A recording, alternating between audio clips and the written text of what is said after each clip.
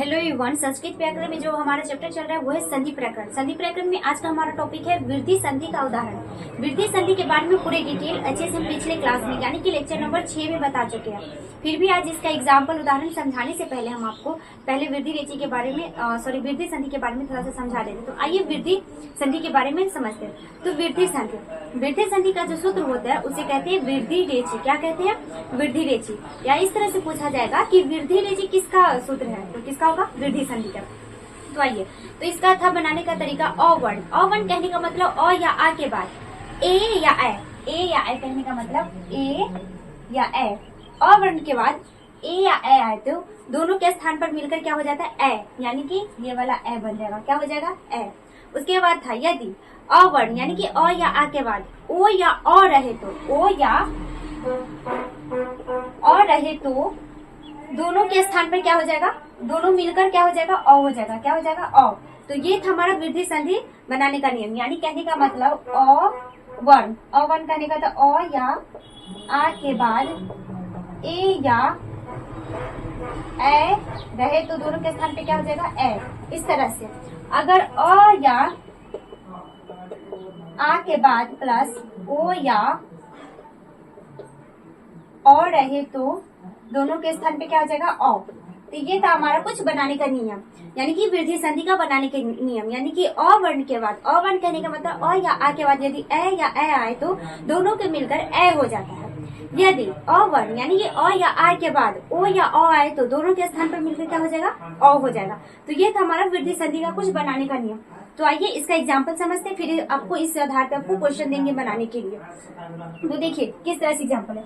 तत्र जोड़ एव, तत्र जोड़ एव तो क्या रहा है? अ। उसके बाद क्या रहा है? ए। तो दोनों के स्थान पे क्या हो जाएगा? ए। क्या था नियम इसका? ए हो जाएगा। क्या हो जाएगा? ए। तो क्या हो गया इसका? तत्रैव। यहाँ पे इसका संधि हो गया था। तत्र जोड़ एव क्या हो गया?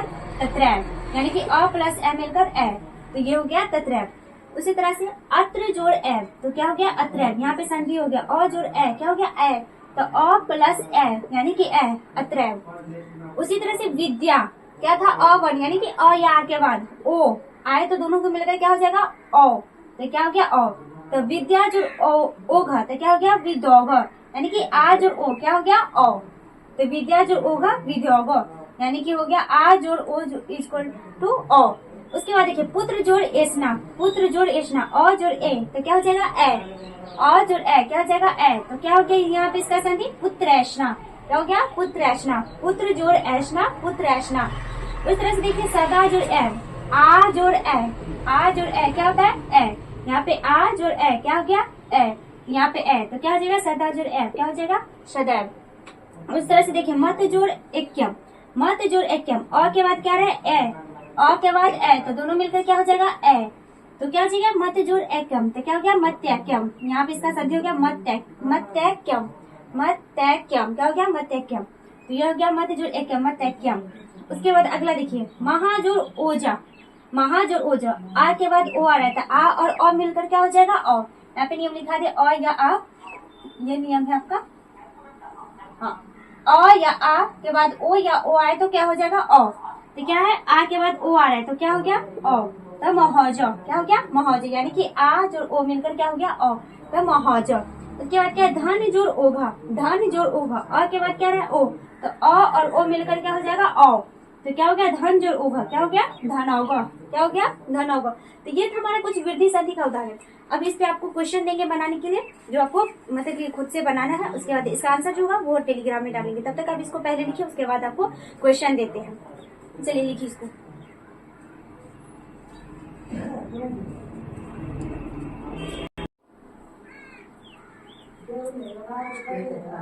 तो आप सबके लिए वृद्धि संधि जो अभी बताया उसका उदाहरण समझा है। पिछले क्लास में इसका जो डिटेल बताए थे उस पे आपका उदाहरण है कुछ, उसको आपको खुद से बनाना है। अब इसका आंसर जो होगा वो टेलीग्राम पे डालेंगे। अगर आपको कोई भी डाउट होगा अगर कुछ किसी भी एग्जाम्पल में, तो आप कमेंट कर दीजिएगा, हम वहां से आंसर देंगे।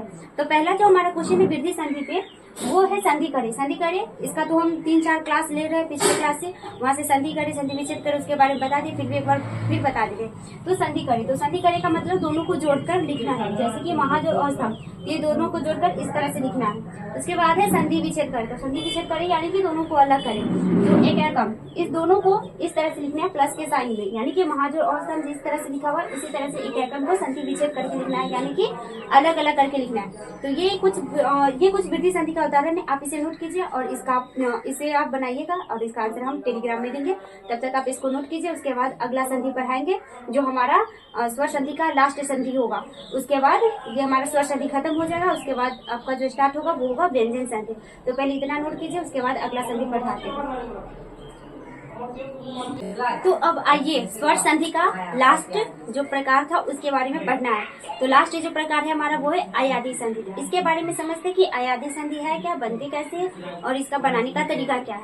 तो आइए अयादी संधि के बारे में समझते हैं। तो अयादी संधि का सूत्र जो होता है वो होता है ए जो आया, इसको अ पढ़ेंगे, क्या पढ़ेंगे अ, ये आधा अ लिखने का तरीका है। ए जो आया वा यावा, ए जो आया वा यावा, तो ये सूत्र हो गया। तो अयादी संधि का सूत्र पूछेगा आपसे कि क्या है, तो इसका क्या होगा आंसर, ए जो आयावा आयावा यावा। या पूछा जाएगा कि ए जो आयावा यावा किसका सूत्र है, तो अयादी संधि का। ये हमारे स्वर संधि का लास्ट प्रकार है। तो आइए इसके बारे में समझते हैं कि बनता कैसे। तो देखिए एच, अब एच कहाँ से आया, एच जो आपको हम फर्स्ट क्लास यानी कि संधि प्रकरण में जो पहला क्लास था हमारा उसमें आपको प्रत्याहार पढ़ाए थे। वहाँ पे 14 सूत्र बताए थे। तो उन्हीं 14 सूत्र में से 2 सूत्र यानी कि एओं, क्या आ गया आपका एओं, और उसके बाद ये हलंत है, उसके बाद एओच, ये है। तो एओं और एओच, सॉरी ये एओंग और एओच। तो एओंग में इसका पहला वर्ड ए, क्या बनाने का नियम क्या था, प्रत्याहार का। किसी भी सूत्र का पहला और लास्ट यानी कि हलंत वाला वर्ण लेना है और उनके बीच में जो भी हलंत वर्ण आएगा उसको छोड़कर उसके बीच का जो भी वर्ण होगा उसको हम प्रत्याहार में गिनती करेंगे। तो एओंग और एच, तो एओंग और एच में ए चौ, इन दोनों के बीच में कौन कौन सा वर्ण आ रहा है, उसमें क्या था, हलंत वर्ण को छोड़ना है पहले। तो हलंत वर्ण को छोड़ दिए तो यहाँ पे क्या आएगा ए और ओ, तो ए और ओ, और उसके बाद क्या है ए और ओ, और इसमें क्या है ए आई और ओ, ए ओ आई और ओ। ये हमारा प्रत्याहार से आया, कहाँ से आया, प्रत्याहार से। तो ये समझ में आया कि एच का, इसीलिए हम प्रत्याहार पहले क्लास से बताए थे कि संधि में इसका किस तरह से काम आता है और किस तरह से इसमें मतलब कि दो ही क्या बोलते हैं, 2 ही सूत्र में 2 ही वर्ण में सारा वर्ण छुपा रहता है, यानी कि 2 ही वर्ण में 14 सूत्र से पूरा वर्ण का निर्माण हो जाता है कि किस तरह से होता है। तो ये 14 सूत्र में से एक सूत्र है एओं और दूसरा सूत्र है एओं के बाद वाला सूत्र एओच। तो इन दोनों के सूत्र में जो हलंत वर्ण है उसको छोड़कर उनके बीच का जो भी वर्ण आएगा उसको गिनती करना है। तो एच में पहला वर्ण ए और दूसरा एच लिए यानी कि चलिए, तो चलिए तो क्या हो गया एच, तो एच हो गया तो क्या हो गया इसका, इन दोनों के बीच में ए ओ और उसका ए ओ आई ओ, तो ये 4 वर्ण है। तो यानी कहने का मतलब एच, एच अर्थात ए ओ आई ओ, क्या है ए ओ आई ओ, ये 4 वर्ण।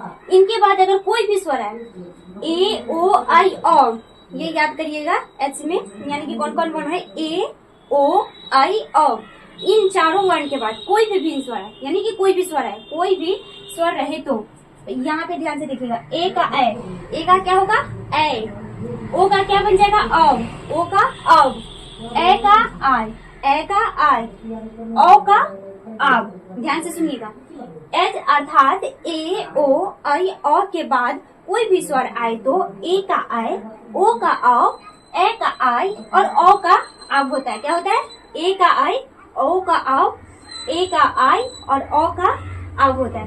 तो इस 2 लाइन में जो लिखा हुआ उसको सिर्फ एक लाइन में बॉक्स में लिख दे, जो आपके एग्जाम में काम आएगा कि किस तरह से हमको याद करना है जल्दी में। तो इसका छोटा सा ट्रिक है, A equal to I, O equal to आओ, A equal to I, O equal to आओ। ये तो पता है कि इन 4 वर्ण के बाद कोई भी स्वर आएगा तो ए का आई हो जाएगा, ओ का आओ, ए का आई और ओ का आव। अब आइए एग्जाम्पल से समझते हैं। तो देखिए यहाँ पे एग्जाम्पल, नी जोड़ अनम, नी जोड़ अनम, ई है, ए के बाद क्या है कोई भी भिन्न स्वर ए, तो ए का क्या हो जाएगा ए, क्या हो गया ए। तो देखिए नी जोड़ अनम, तो न आई लगाना है तो क्या हो जाएगा नयनम, क्या हो जाएगा अनम में नयनम, यहाँ पे इसका बन गया नयनम, यहाँ पे ओ और य हलंत है, अ और य हलंत है, क्या है अ और य हलंत। तो क्या हो गया हमारा ये नैनम, क्या हो गया नैनम।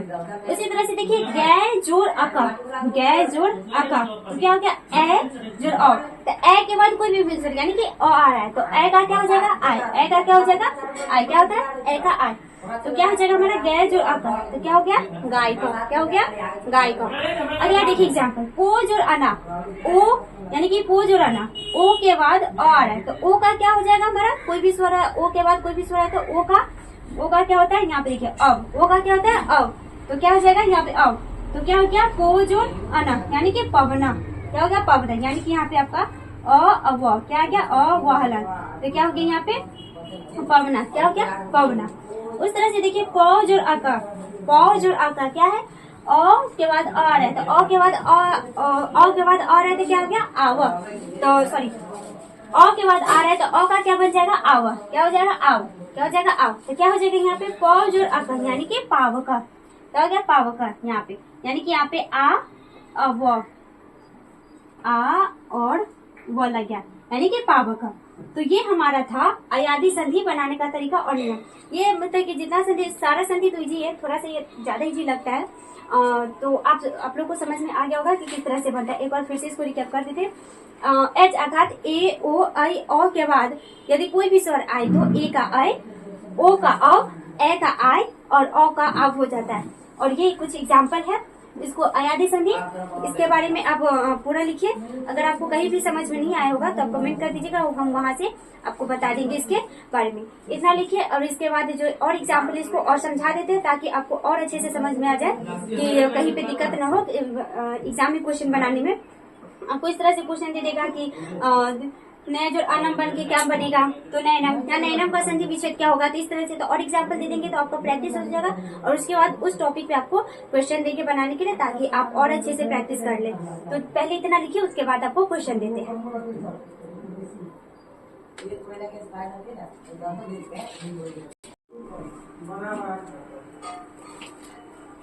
तो अब आइए अयादी संधि का कुछ और उदाहरण जिससे आपको और क्लियर हो जाएगा कि अयादी संधि किस तरह से बनता है। तो समझिए अयादी संधि तो क्या है विनय जोड़ अका, क्या है विनय जोड़ अका, यहाँ पे ए जोड़ अ तो ए का क्या हो जाएगा आय, तो क्या हो गया यहाँ पे विनायक। उसी तरह से नय जोड़ अका तो क्या हो जाएगा नायक, ए का क्या हो जाएगा आय तो क्या हो गया नायक। भो जोड़ अनम, भो ओ जोड़ अ मिलकर क्या हो जाएगा अब, तो क्या हो जाएगा भवनम, क्या हो जाएगा भवनम। उसका ध जोड़ अका और जोड़ और मिलकर आव हो जाता है तो क्या हो जाएगा ध जोड़ अका यानी कि धावका। उस तरह से जोड़ अनम, ए का क्या हो जाता है ए का क्या होता है ए, तो क्या हो जाएगा से जोड़ अ यानी कि सैनम, क्या हो जाएगा सैनम। इसका गै जोड़ अनम, गै जोड़ अनम ए का क्या हो जाता है आय तो क्या हो जाएगा गै जोड़ अनम गायनम, क्या हो जाएगा गै जोड़ अनम क्या हो जाएगा गायनम। उसके बाद देखिए रात्रो जोड़ अस्ताचलम, रात्रो जोड़ अस्ताचलम अ का आव, अ का क्या होता है आव, अ का आव तो क्या हो जाएगा रात्रो जोड़ अस्ताचल रात्रावस्थाचल, क्या हो जाएगा रात्रावस्थाचल, क्या हो जाएगा रात्रावस्थवा सॉरी रात्रावस्थाचल, क्या हो जाएगा रात्रावस्थाचल। तो ये अयादी संधि का कुछ उदाहरण है जिससे आपको और प्रैक्टिस हो जाएगा कि किस तरह से बनता है। उसके बाद आपको इस पे क्वेश्चन देते हैं जो आपको खुद से बनाना है। तो पहले इतना नोट कीजिए उसके बाद आपको क्वेश्चन देते हैं। तो अब आइए आपका अयादी संधि का कुछ उदाहरण है जो अभी समझा है पूरी क्लास, उस पे कुछ उदाहरण है, उसी आधार पे कुछ उदाहरण है जो आपको खुद से बनाना है। इस पे जो भी प्रॉब्लम आएगा या जो भी समझ में नहीं आएगा कमेंट कर दीजिएगा, वहाँ से आंसर देंगे और जो इसका आंसर होगा वो हम टेलीग्राम पे देंगे, वहाँ से आप मिला लीजिएगा कि इसका आंसर क्या सही है क्या गलत है। अगर फिर भी वहाँ से मतलब की समस्या है तो आप कमेंट कर दीजिएगा, हम वहाँ से रिप्लाई कर देंगे। तो देखिए इसमें दो तरह के क्वेश्चन जो हम पिछले जितने भी संधि पर आए हैं वहाँ से आपको देते आ रहे हैं, संधि करें और संधि विच्छेद करें। तो संधि करें तो पहला है संधि करें यानी कि नौ जोड़ यम, इसका लिखना है इस तरह से शब्द बनाना है चैनम, जिस तरह से लिखा उसी तरह से इसको जोड़कर इस तरह के शब्द में लिखना है। अब दूसरा है संधि विच्छेद करें, विच्छेद करने का मतलब अलग करना। तो चैनम है तो इसको जिस तरह से संधि करें यानी कि नौ जोड़ यम है इस तरह यानी कि प्लस साइन में आपको लिखना है। तो ये संधि विच्छेद करें, ये संधि करें। संधि करे यानी कि जोड़कर लिखना है, संधि विच्छेद करे यानी कि अलग करके लिखना है। तो ये हमारा है संधि प्रकरण में जो स्वर संधि हमारा स्टार्ट हुआ था उसका लास्ट प्रकार था हमारा अयादी संधि, जो कि स्वर संधि का था, वो हमारा खत्म हो चुका है, जो कि खत्म हो चुका है। अब हमारा जो अयादी संधि में कुछ एक्सेप्शन यानी कि कुछ अपवाद है जिसके बारे में आपको बताना है, तो इसको हम अलग से लेंगे अपवाद का जो क्लास है वो, ताकि आपको जो अगर एग्जाम में अगर आपको अयादी संधि पढ़ना हो तो आपको एग्जाम में ज्यादा इंपॉर्टेंट लगे, ज्यादा काम का लगे, उतना पढ़ लीजिएगा। अपवाद अलग से डाल देंगे, आप वहां से देख लीजिएगा अपवाद को, वहां से समझिएगा अपवाद देखिएगा, ताकि आपको और क्लियर हो जाएगा कि किस तरह से संधि बनता है। अब हमारा जो अयादी संधि ये खत्म हो चुका है यानी कि स्वर संधि खत्म हो चुका है। तो अगला जो हमारा संधि होगा, पहले एक्सेप्शन बढ़ाइए, एक क्लास लेंगे एक्सेप्शन का, उसके बाद हमारा जो स्टार्ट होगा वो होगा हमारा व्यंजन संधि। तो आप व्यंजन संधि देखिएगा, और आपको और क्लास चाहिए और कुछ भी चाहिए संस्कृत में और अच्छे से डिटेल चाहिए तो आप हमारा जो चैनल है संस्कृत भाषा जननी को, वहां से आप उसको सब्सक्राइब कर लीजिए, टेलीग्राम है उसको ज्वाइन कर लीजिए, और आप इसको अच्छे से समझिए, क्लास को एंजॉय कीजिए। तब तक के लिए ओके बाय, थैंक यू।